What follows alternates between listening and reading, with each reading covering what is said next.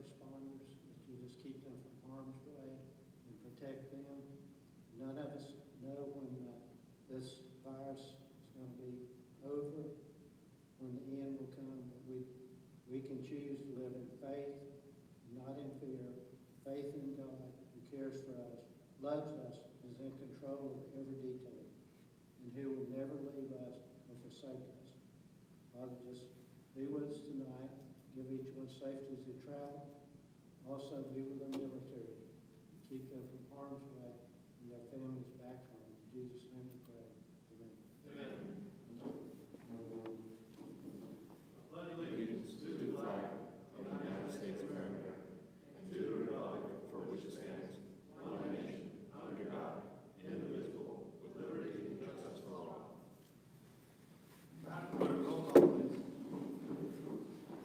is a regular meeting of the Henry County Board of County Commissioners being held on Tuesday, May 12, 2020 at 5 p.m. at the John Boy Auditorium in Lewiston, Florida. In attendance are Chairman Mitchell Wills, Vice Chair Emma Burrs, Commissioner Darrell Harris, Commissioner Michael Swindle, Commissioner County Administrator Jennifer Davis, County Attorney Mark Lapp, and Interim Clerk Kimberly Bruno. Thank you, ma'am. Mr. Lapp, tonight, I know we've got the commissioners in the room, so we'll be voting, I'm assuming, back to normal, but do we still need to wait on public comment? Is that something that you're going to ask us to do for each item, or are we going to pretty much conduct business as usual? Yeah, we did. We should, because the idea was that we were providing the opportunity for folks who were not comfortable coming into a public setting to still be able to participate in the meeting. And so before votes, we need to open it up to allow for anyone who may be on the line to speak. So yes, as long as the board wants to continue with allowing the phone line option, which we were doing, or the last understood you wanted to do. So yes. So in order to do that, to access the phone will be 877-853-5257. That's the number you would call into. The access code is 955-2625-7584 pound. And we'd ask that you keep your phones muted until your opportunity to speak. That way we don't have a lot of background noise. We will be giving the public an opportunity to speak behind each portion of the agenda. So we'll get started. First item of business is the second order modifying policy of conduct for fixed meetings. I move to accept option one. Second motion. And just to be clear, I sent out a minor revision to the document this morning, I think it was, with making it clear that a quorum can be achieved through phone participation by board members, including subordinate boards. So just to be clear. Yes, sir. We got a motion by Commissioner Harris and a second by Commissioner Swindle. We'll allow a moment for public comment. Mr. Chair, this is Carson, Commissioner Turner, how y'all doing? Hey, Mr. Turner, how are you, sir? Good, boss. Hey, Mark, I read the memo and I read through the order here. What date are we anticipating? Are we going to wait until the governor declares, or are we going to come back like I think it was the first or second week in June, that meeting? Are we going to declare that one when we're going to essentially do away with the electronic aspect of this? I wrote it up to carry us board meeting in June, which I think is on the 17th. It might be. It's the third Tuesday. It's the 16th is the date of the meeting, and then I had the order go through the next day to make it clear that it's through the June meeting. That's just how I wrote it up. I mean, the board can change that, and before then, either at the next meeting, well, it'd really be the next meeting, you could decide that you're going to drop the phone line idea and that everybody has to be here if they want to participate. Or you can just let that go through that one meeting in June, and then at the June meeting, I'm going to put an item on the agenda, whether you've asked for it or not, just to ask you, what do you want to do for the July meeting? So it's really up to you. Do we just meet once in June? That's the schedule that you approved in December, was Okay. one meeting in June, and it's the third Tuesday because of the Florida Association of Counties being the second week. You bumped it to the third week, and then we're just leaving it there, even though FAC is canceled, unless you all want to, about how things are going. Yeah. Any further discussion? All those in favor? Aye. Opposed? Motion carries. Nothing under bids tonight. Under the consent agenda, We are pulling, hold on one second, Mr. Treasurer. We're going to pull C1 for discussion. Mr. Parker would like to have discussion on that one item. Make a motion to pull C1, recommend the rest in the consent agenda. I second it. Okay, we got a motion by Commissioner Harris, second by Commissioner Byrd. We are pulling C1 for discussion, and that is for the balance of the agenda. So again, we'll allow a moment if there is public comment.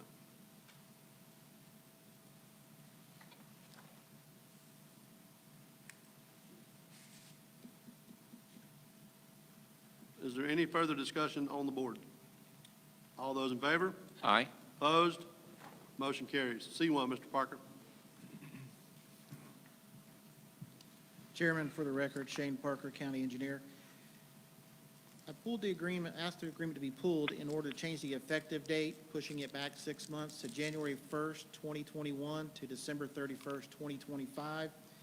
This would give staff more time to work with TD and FDOT to finish the RFP, enable staff to be trained by Transportation Disadvantage, and also determine exactly how many vehicles we have that will be, so we can put in the RFP. I move Mr. Parker's recommendation. I second it. Motion by Commissioner Swindle, second by Commissioner Byrd.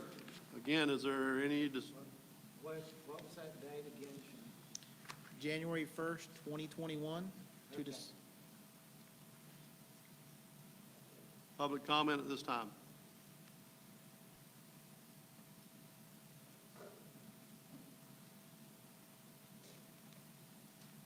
Any further discussion on the board? All those in favor? Aye. Opposed? Aye. Motion carries. We got an opposed, Commissioner Turner? No, sir, I said aye. All right, thank you, sir. I was making sure, I want to make sure for clarity.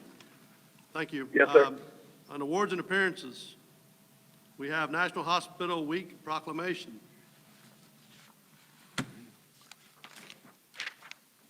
Our printer must be getting low on ink. I should have brought glasses. Whereas the American Hospital Association proclaimed May 10th, 16, 2020 as National Hospital Week. Whereas individuals all across the country, will be celebrating this time-honored event. And whereas the hardworking people that compose Henry Regional Medical Center and other hospitals deserve universal regard and appreciation for keeping our communities healthy and safe during the times of crisis. Whereas the commemorative celebration demonstrates that the hospitals are foundations of the communities that build them, nurture them, and most importantly, care for them. Whereas residents are urged to express their appreciation for the people, facilities, and technologies that make trustworthy, reliable health care possible in our community.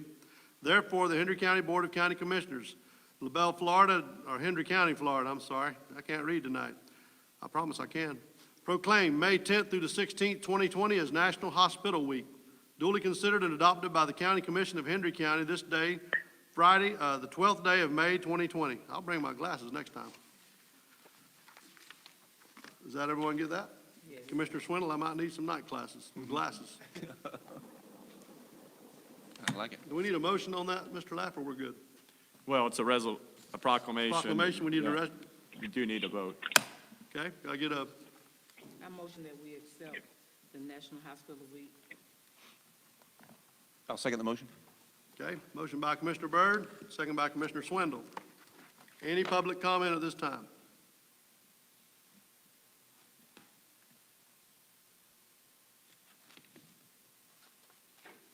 Any further discussion on the board?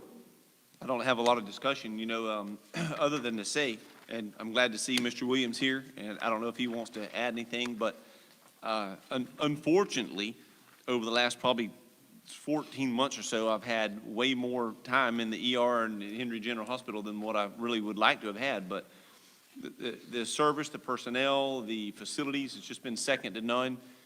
They've been very accommodating, very professional, made me and my loved ones that I had in there feel very comfortable, taken care of, and it's not always easy to do. So out of all the things that we hear, I just want to go on record as saying I really appreciate our hospital, the staff, the hard work that Mr. Williams and his staff does there is second to none. So thank you.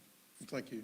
I'm R.D. Williams. I'm the CEO at Henry Regional Medical Center, and I certainly appreciate y'all taking the time to read into the record the proclamation for National Hospital Week. We've got a great group of folks working in the hospital. This is an unusual time for us, and we certainly appreciate the recognition and for the work that the group at the hospital does all the time. Well, we definitely appreciate all that you do, Mr. Williams. I was really fortunate enough to meet you a little while back, and I've heard nothing but great things. So we really appreciate all the hard work and effort, and please let staff know that we do appreciate them very much. I know most of the times staff doesn't hear nothing but complaints, so please echo what Commissioner Swindle said. We do appreciate them very much. I will. Thank you very much. Thank you, sir.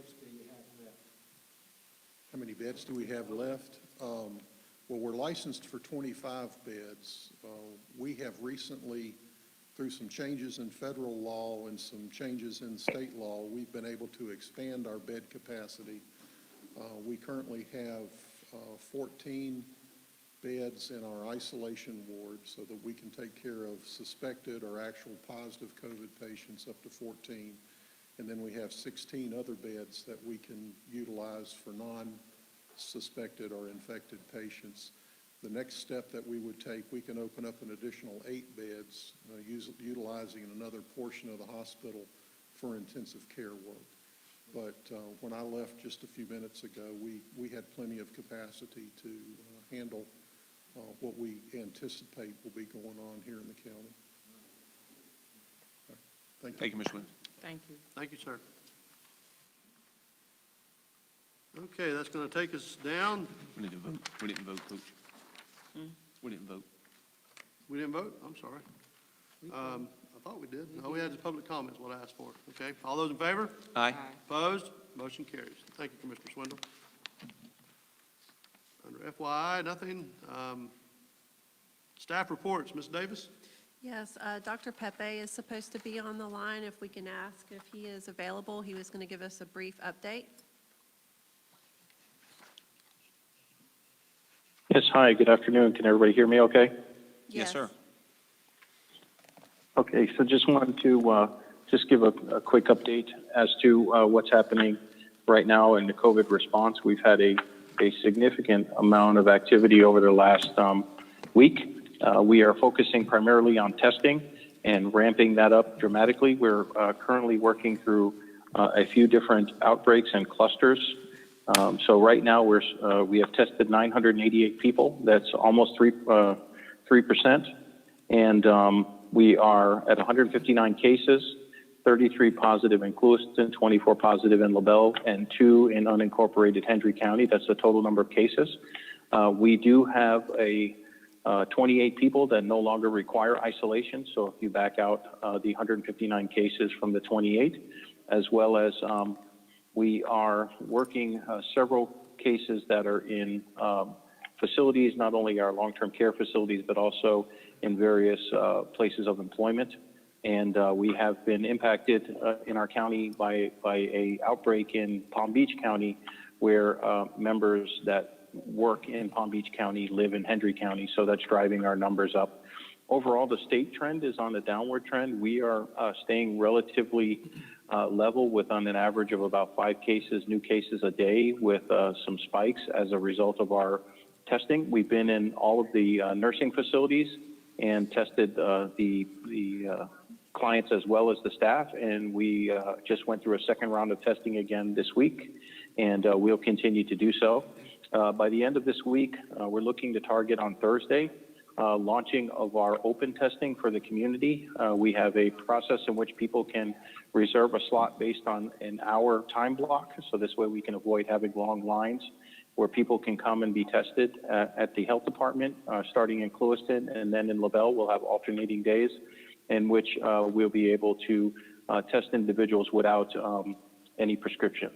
And we'll continue to expand that. We're working with the community health centers. The hospital has been doing their testing and doing a great job there, as well as we will continue to do our testing at the health department for our epidemiological research, as well as any of our contact tracing.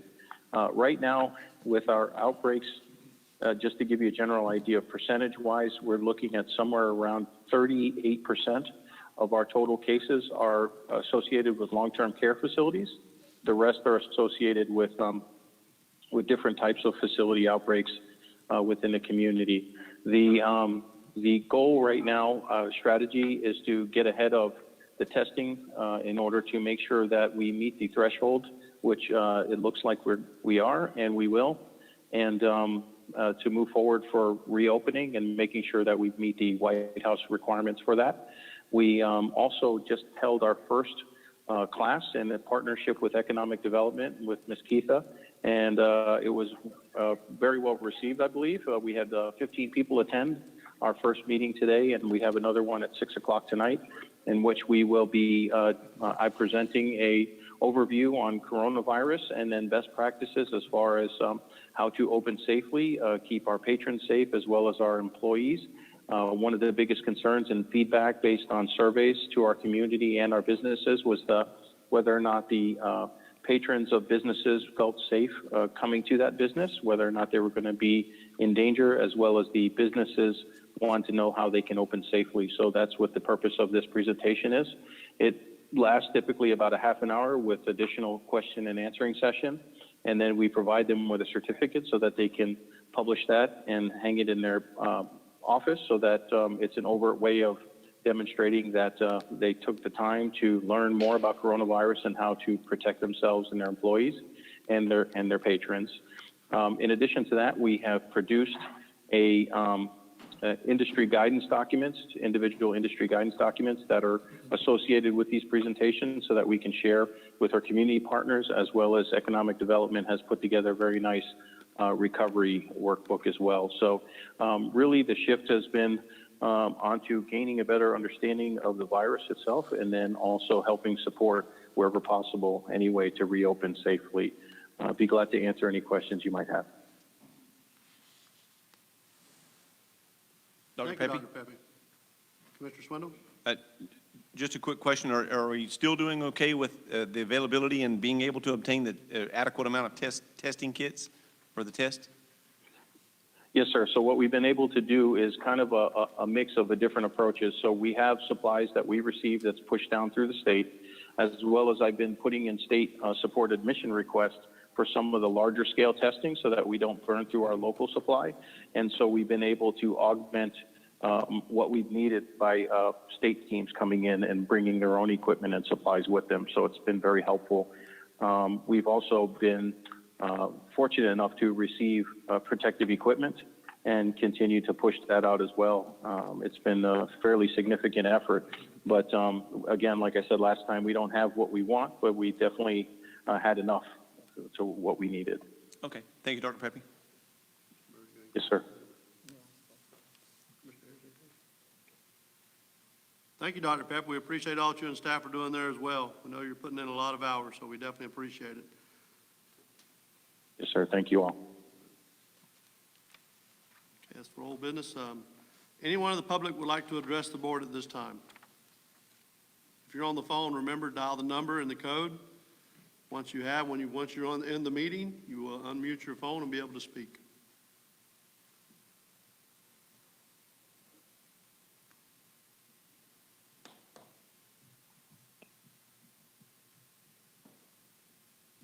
Is there anyone in the facility that wishes to address the board?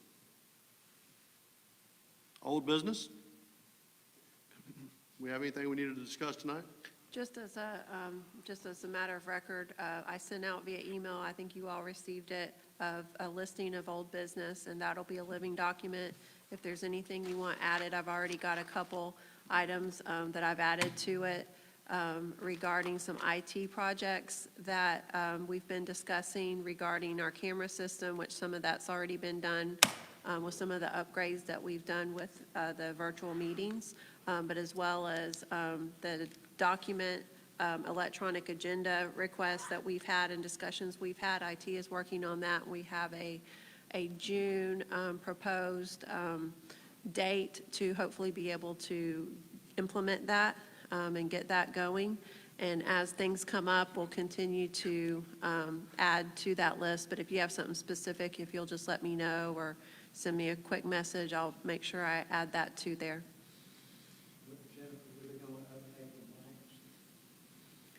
Yeah, so that was a kind of at the last meeting, I think it was, I sent a separate request for the boardroom in LaBelle that those microphones were needing some updating. Yes. Okay. Mr. Chair, I didn't hear what was said. to Jennifer? I'm sorry, can you hear me now? It was Commissioner. Oh, it was I heard Commissioner everything that Harris? He asked. Oh, I heard everything that Jennifer said. I don't know who spoke and what they said Right. to yeah, Jennifer. it was Commissioner Harris. He asked about the microphones in LaBelle, Okay. and so we're working on that request. Okay, that's going to bring us to business by districts. Commissioner Swindle? With the slowdown in the COVID, and are we still moving forward or able to do much with code enforcement? Have they gotten that? Are all our folks up and running? Are we having special magistrate meetings or hearings? Or Yes, we have some scheduled in June. Margaret, are you online? Yes, I am. You want to give a quick update on code enforcement? We discussed this yesterday in our executive team, but she can give you a quick update on that. Yes, please. Yes. So because we haven't been able to conduct the special magistrate meetings to date, we've pushed out many of the cases to June. We're going to have 2 special magistrate meetings in June and 2 in July to catch up. The Montura sweep, we have to redo many of the properties that were in violation. The good part is that code enforcement, one, is still responding to complaints, but they also are going out and inspecting those properties that did have violations, and many of them have come into compliance, specifically in Montura. I'll speak to that. But there's other areas that have been followed up on.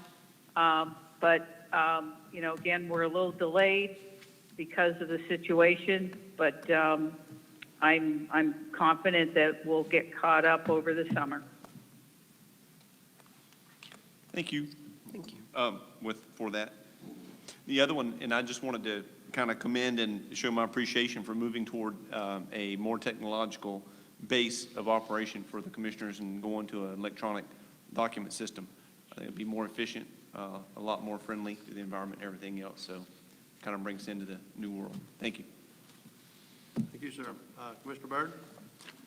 Just want to bring to the attention, I got a couple of phone calls, some concerned citizens about the masks.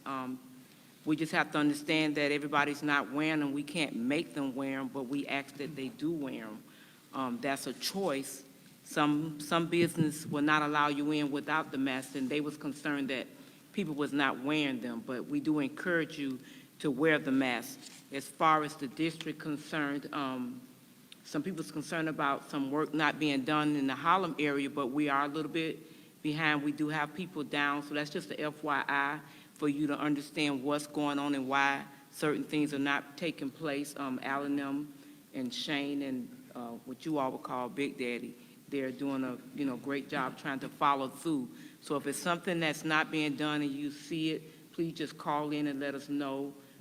They're just a little bit behind because they're shorthanded. Just want to thank the hospital and all the first responders and everyone that's trying to keep us safe. We do appreciate it. Thank you. Thank you, ma'am. Commissioner Harris? I'm good. Everything's wonderful. Commissioner Turner? I'm good, Mr. Chair. Thank you very much. Has he got COVID?